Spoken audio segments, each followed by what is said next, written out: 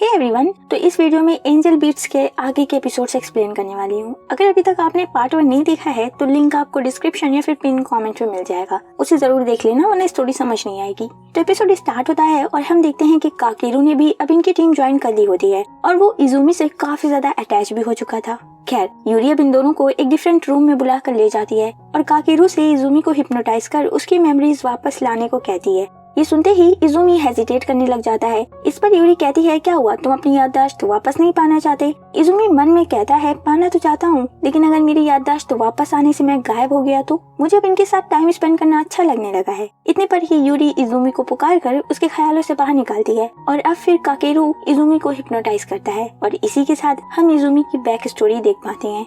Izumi के parents नहीं है, उसकी एक छोटी बहन है जो कि पिछले 2 साल से हॉस्पिटल में एडमिट होती है। इजुमी रोज उसे विजिट करने आता है, साथ ही साथ वो पार्ट टाइम जॉब भी करता है जिससे उसका गुजर बसर चल रहा है। इजुमी को किसी भी चीज में कोई इंटरेस्ट नहीं है, उसका ना ही कोई दोस्त है और ना ही वो किसी तरह के रिलेशनशिप में है, जैसे कि उसे अपनी जिंदगी से कोई उम्मीद ही नहीं है, उसका जैसे कोई मकसद ही नहीं है। लेकिन वहीं उसकी बहन हिसाको वो बिल्कुल अलग है, उसमें एक जीने की उम्मीद है और वो जीना चाहती है और इसी वजह से इजुमी सोचता है कि काश वो किसी तरह अपनी बहन हिसाको की जगह ले पाता ताकि उसकी बहन हिसाको उसकी जगह पर अपनी लाइफ एंजॉय कर पाती। खैर, अब सर्दी का मौसम आ चुका था और क्रिसमस भी आने ही वाला था, तो इजुमी प्लान करता है कि क्यों ना वो हिसाको को कुछ ही देर के लिए ही ना सही बाहर घुमाने ले जाए। नेक्स्ट डे वो हिसाको से इस बारे में डिस्कस भी करता है और इस बारे में सुनकर उसकी बहन काफी ज्यादा खुश नजर आ रही थी। अब इजुमी ने डबल पार्ट टाइम जॉब भी करना शुरू कर दिया था ताकि क्रिसमस तक वो ज्यादा पैसे इकट्ठा कर सके और हिसाको को वो सारी चीजें दिला सके जो वो चाहती है। लेकिन इजुमी को यहाँ पर एक बात बहुत ही ज्यादा परेशान कर रही थी कि हिसाको की हालत दिन पर दिन खराब ही हो रही है। बाय द वे, तो आज फाइनली क्रिसमस का ही दिन था और जिस बात का डर था वही हुआ। डॉक्टर्स ने परमिशन नहीं दी, जिसके बाद इजुमी चुपके से बिना परमिशन के ही हिसाको को बाहर ले आता है। इजुमी यहाँ पर काफी ज्यादा खुश था और वो अपनी बहन से बातें करते हुए चलता जा रहा था, लेकिन वहीं हिसाको की आवाज धीरे धीरे धीमी होती जा रही थी और इसी के साथ सीन कट हो जाता है। फिर अगले सीन में हमें पता चलता है कि हिसाको की डेथ हो गई है। उसकी डेथ के बाद इजुमी वाकई में अब अकेला हो चुका था। हिसाको ही तो उसके जीने का मकसद थी, उसकी जरूरतें पूरी करने के लिए ही तो वो जी रहा था, लेकिन अब उसका वो मकसद भी उससे छिन चुका था। इन सभी ख्यालों में वो खोया हुआ जा ही रहा था और तभी वो रास्ते में एक छोटी सी लड़की को हॉस्पिटल से डिस्चार्ज होते हुए देखता है और उसे देखकर वो डिसाइड कर लेता है कि अब वो जीने का एक नया मकसद ढूंढेगा। इजुमी अब दिल लगाकर पढ़ता लिखता है और समय बीतता है। हम देखते हैं कि इजुमी ट्रेन में था और उसके हाथ में कॉलेज का एप्लीकेशन था। आज वो एग्जाम देने के लिए जा रहा था, लेकिन अचानक ही ट्रेन का एक्सीडेंट हो जाता है। इसी के साथ ये सीन कट हो जाता है और सीन वापस से प्रेजेंट टाइम में शिफ्ट होता है। यूरी इजुमी से पूछती है, तो क्या तुम्हें कुछ याद आया? इजुमी जवाब देता है, प्लीज मुझे कुछ समय के लिए अकेला छोड़ दो।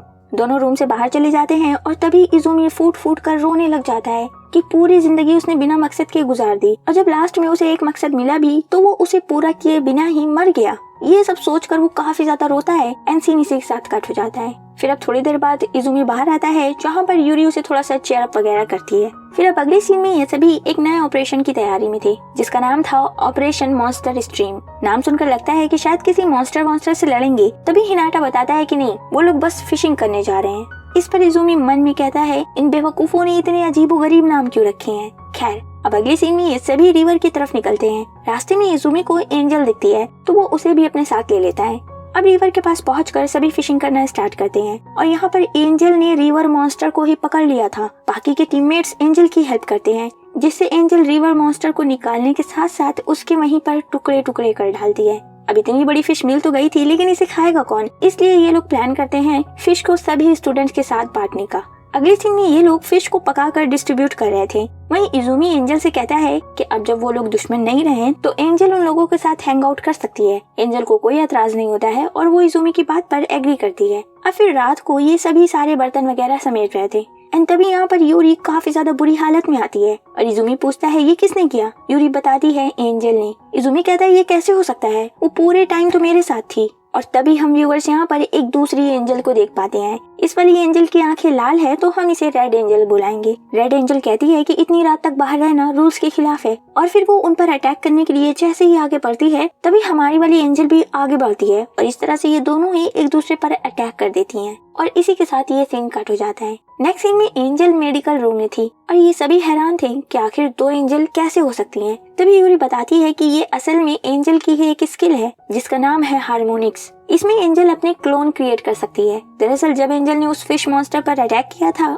उसी वक्त उसने गलती से अपना एक क्लोन क्रिएट कर दिया था। खैर, तो अब यूरी एंजल के रूम में जाकर उसके सॉफ्टवेयर में कुछ चेंजेस कर देती है, जैसे कि वो एक टाइमर सेट कर देती है जिससे कि क्लोन सिर्फ 10 सेकंड्स तक के लिए ही बॉडी से बाहर रहेंगे। उसके बाद वो खुद ही एंजल के बॉडी में वापस से एब्जॉर्ब हो जाएंगे। अब ये सभी जब वापस से एंजल के पास पहुंचते हैं तो एंजल गायब थी। इज़ुमी यहाँ पर कहता है कि शायद रेड एंजल ने बॉडी में वापस से एब्जॉर्ब होने से पहले ही एंजल को किडनैप करके उसे कहीं पर छुपा दिया है। स्टूडेंट से पूछताछ करने पर पता चलता है कि शायद एंजल को उसी बेसमेंट में ले जाकर छुपाया गया है जहाँ पर वेपन्स बनते थे। तो अब ये सभी नीचे जाते हैं जहाँ पर इनके सामने रेड एंजल आती है और वो इन पर अटैक कर देती है और फिर ये सभी मिलकर उस पर अटैक करते हैं। और जब ये लोग एक एंजल से निपट ही रहे होते हैं कि तभी पीछे से एक और एंजल आ जाती है और टीम के एक मेंबर को मार भी डालती है।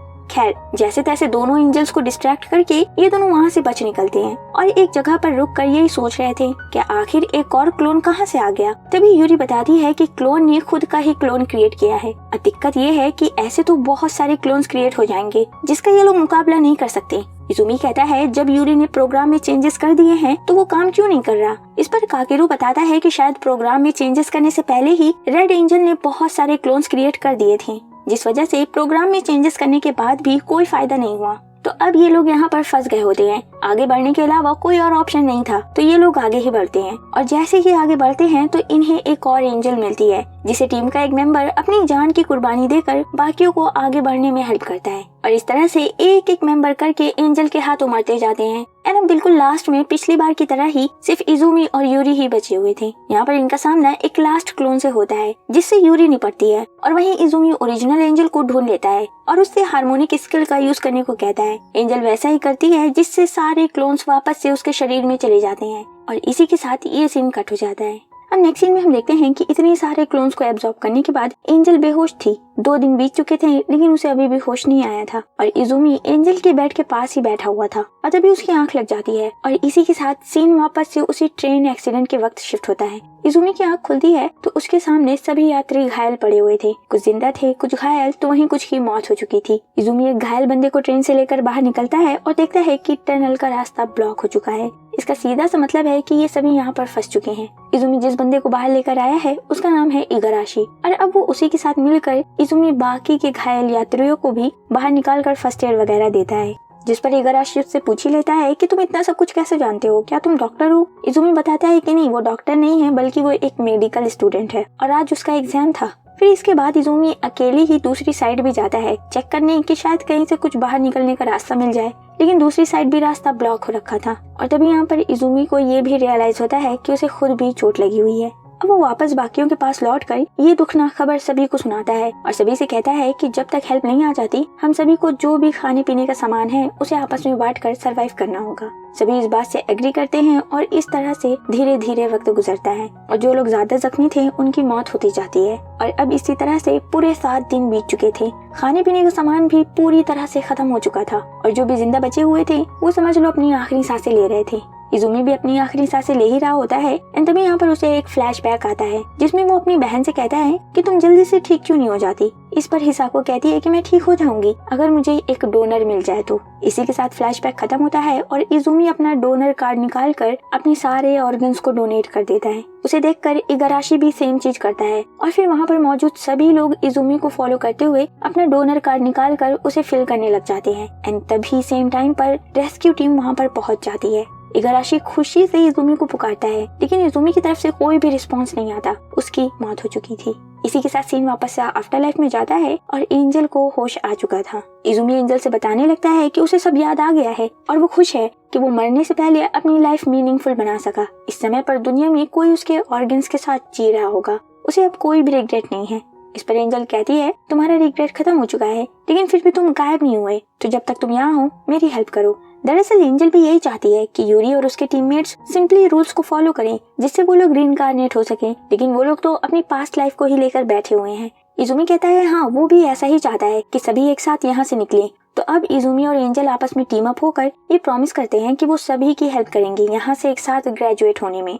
बाय द वे, तो यूरी के टीममेट्स ने अब कन्फेशन कर लिया होता है कि उन्होंने एग्जाम्स में एंजल की शीट एक्सचेंज की थी, जिस वजह से एंजल को दोबारा से स्टूडेंट काउंसिल प्रेसिडेंट बना दिया जाता है। अब इज़ुमी सबसे पहले यूई को टारगेट करता है उसकी बैक स्टोरी जानने के लिए वो एंजल के साथ मिलकर प्लान बनाता है। नेक्स्ट सीन में हम देखते हैं कि इनका प्लान काम कर गया था और अब यूई इजुमी से अपनी बैक स्टोरी बता रही होती है। तो दरअसल यूई का बचपन में एक एक्सीडेंट हुआ था जिसकी वजह से वो पैरालाइज हो गई थी और उसकी पूरी लाइफ बेड पर ही गुजरी और अब वो यहाँ आफ्टर लाइफ में वो सभी काम करना चाहती है जो कि वो अपनी जिंदगी में नहीं कर पाई थी, जैसे कि गिटार बजाना, बेसबॉल, सॉकर, रेसलिंग, ये सारी चीजें। इतनी सारी चीजें सुनकर बेचारी इजुमी की तो हालत ही खराब हो जाती है, लेकिन फिर भी वो बड़ी हिम्मत करके उसकी सारी विश पूरी करने को डिसाइड करता है। तो अब सबसे पहले वो उसकी रेसलिंग वाली विश पूरी कर देता है, फिर सॉकर वाली और अब पारी थी बेसबॉल की। यूई बेसबॉल में एक होम रन मारना चाहती थी। दोनों मिलकर काफी ज्यादा प्रैक्टिस करते हैं लेकिन यूई से हो ही नहीं रहा था और फाइनली वो गिव अप कर देती है और कहती है कि चलो कोई बात नहीं, अगर वो होम रन नहीं मार सकी।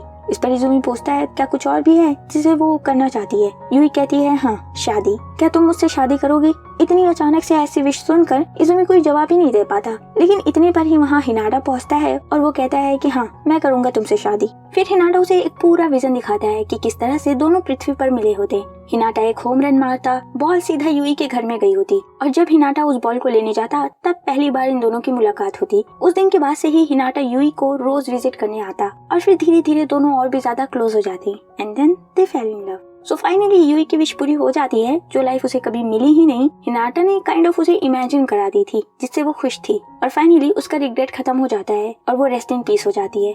अब इजुमी यही सोचते हुए जा रहा था कि अब वो किसे रेस्ट इन पीस करे, तभी रास्ते में उसे हिनाटा और काकेरू मिलते हैं। वो दोनों ही इजुमी की हेल्प करना चाहते थे लेकिन आपस में ही लड़ पड़ते हैं। हिनाटा कहता है कि मैं इजुमी की हेल्प करूंगा, वहीं काकेरू कहता है कि मैं करूंगा और इसी बीच पता नहीं कहां से एक अजीब सी ब्लैक शैडो काकेरू के पीछे आती है और उस पर हावी होने की कोशिश करती है। हिनाटा और इजुमी फौरन से उस पर शूट करते हैं लेकिन अब एक परछाई पर एक गोली का क्या ही असर होने वाला था, लेकिन फिर भी वो शैडो न जाने खुद से ही गायब हो जाती है। वहीं टीम की एक मेंबर जो कि टेरेस से इस पूरे इंसिडेंट को ऑब्जर्व कर रही थी, वो यूरी को इस इंसिडेंट के बारे में रिपोर्ट करती है, जिसके बाद यूरी सीधा स्टूडेंट काउंसिल रूम में एंजल से मिलने जा पहुंचती है और उसके पीछे पीछे ये तीनों लड़के भी जाते हैं।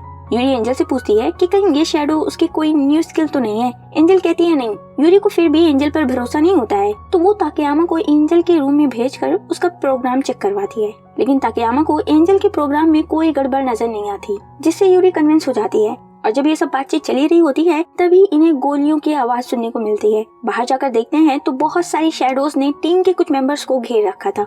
ये लोग फौरन से उनकी हेल्प करने के लिए जाते हैं और जब ये सब मिलकर शैडो से लड़ रहे थे तभी यूरी ध्यान देती है कि पास में खड़ा एनपीसी ही शैडो बन जाता है। खैर, तो ये लोग शैडो को भगाने में कामयाब हुए ही थे कि तभी टीम का एक मेंबर आकर बताता है कि ताकामात्सु को शैडो ने खा लिया। ये सभी फौरन से स्पॉट पर पहुंचते हैं। वहाँ पर ताकामात्सु का सिर्फ चश्मा ही पड़ा हुआ था।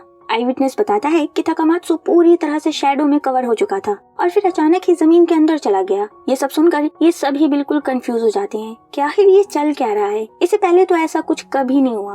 अब थोड़ी देर बाद ही ये लोग ताकामात्सु को ढूंढ निकालते हैं। वो क्लास में बैठा हुआ था। ये लोग जब उससे पूछते हैं कि उसे शैडो ने खा लिया था जिसके बाद वो जमीन के अंदर चला गया था, तो ताकामात्सु को इस बारे में कुछ भी याद नहीं होता है, जैसे कि उसकी पूरी याददाश्त ही चली गई हो। ताकामात्सु को ऐसा बिहेव करते हुए देखकर यूरी बाकियों को लेकर चुपचाप क्लास से चली जाती है और फिर उन्हें बताती है कि ताकामात्सु भी अब एक एनपीसी बन गया है और उस शैडो ने उसकी सोल को खा लिया है। जी हाँ, जैसे कि इंसानों में सोल होती है, इन एनपीसी में सोल नहीं होती है और जबकि उस ब्लैक शैडो ने ताकामात्सु की सोल खा ली, इस वजह से ताकामात्सु भी अब एक एनपीसी बन गया और काइंड ऑफ इस जगह पर हमेशा के लिए वो फंस भी गया है क्योंकि उसे रिइंकार्नेट होने का मौका नहीं मिलेगा। अब यूरी रात को सभी टीम मेंबर्स को इकट्ठा करके उन्हें सिचुएशन के बारे में आगाह करती है और एडवाइस भी देती है कि सभी को ग्रुप्स में रहना होगा ताकि वो शैडो किसी और की सोल ना ले सके। अपनी बात कहने के बाद अब यूरी इजुमी को बुलाती है अपना आइडिया शेयर करने के लिए। जी हाँ, तो इजुमी जो छुपकर सभी को मुक्ति दिलाने का काम कर रहा होता है, यूरी ऑलरेडी उसके बारे में जानती थी। इजुमी अब उन सभी को समझाता है कि उन्हें अपनी पास्ट लाइफ को भुलाकर एक नई जिंदगी की तरफ बढ़ना चाहिए। कब तक यहाँ पर फंसे रहेंगे? एक नई जिंदगी उन सभी का इंतजार कर रही है।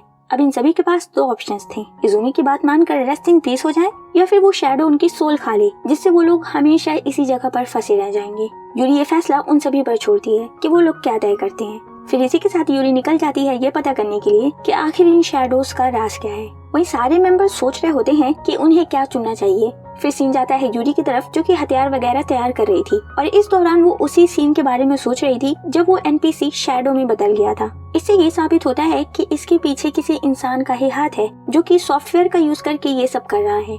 अब यूरी सीधा कंप्यूटर लैब में पहुंचती है जहाँ पर एक बंदा कंप्यूटर यूज कर रहा था। यूरी को उसी पर शक होता है और फिर वो उससे पूछताछ करने लग जाती है। वो बंदा बताता है कि अरे वो तो बस कंप्यूटर सेटअप करने आया था, काफी टाइम से कंप्यूटर्स गायब हो रहे हैं जिस वजह से उसे रोज ये काम करना होता है।